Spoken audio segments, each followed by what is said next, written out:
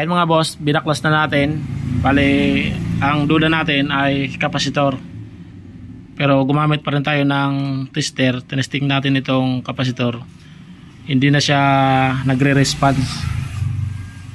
Mataas na talaga ang posibilidad na sira na yung kapasitor niya. Ngayon, ang ginamit naman natin na pan-testing ay dalawang kapasitor ng washing machine. Yung washing machine, ano lang yan, 10 microfarad. Tapos ito naman ay 16. Bali ang ginawa natin ay 18. Ito 18. Ang ginawa natin, pinagdugtong natin yung dalawang kapasitor na tig 10. Bali 10 microfarad na yan. Pero parehas yan to 20 volts. At siyempre gumamit tayo ng fuse. Ito sa una natin yung pressure washer. Ang gamit naman natin dito ay yung fuse lang. Panigurado lang tayo. Yan. Pinabitan natin dyan ng fuse. At gumamit na rin tayo ng ABR, automatic voltage regulator, para kung sakaling bibigay ay mag-off naman ang ating voltage regulator. Ayan. Dalawang kapasitor ang ginamit natin dyan. Dito switch ano lang, fuse. Sige, testing natin outro. Testing. Di rin mahulog.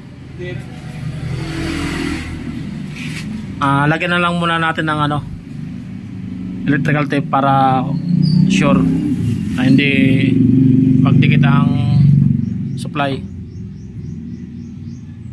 Takasunday niyo. Mga boss, i-testing natin ulit gamit ang dalawang kapasitor na tig 10. Bali 20 microfarad na yan. At ito naman 18. Kaya lang nag-ano siya rito, yung nagkaroon ng bukol at wala nang response. Ito, ang gamit naman ito sa dryer. Dalawang wire na yan. Bali yung kapasitor na ito, dalawang purpose niyan, para sa motor at sa pag-ikot ng washing at sa dryer. Parehas yan. And wala na yan mga supply. Dinoble lang natin. Sige, saksakot. Meron tayo ditong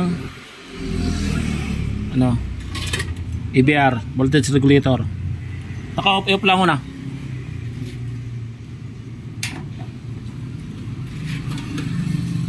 Ayan, na.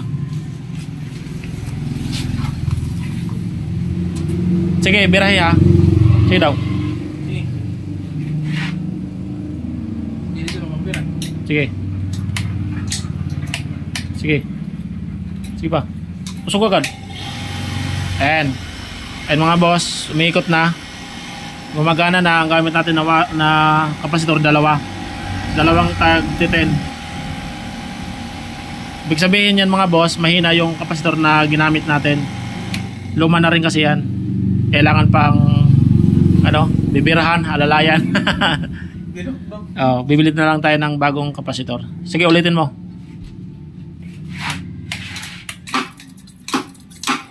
Ayan. Bale, ang gagawin natin dyan, bibili ng kapasitor na bago. At pag ganun pa rin, mahina pa rin siya umikot, lalagyan naman natin ng grasa, yung mga bearing yan sa loob, i-overhaul natin. At ito, bubuksan yung 3 butas na yan, lalagyan natin ng tubig. Yun lang po mga boss ang video natin ngayon. Sige, ikot ha.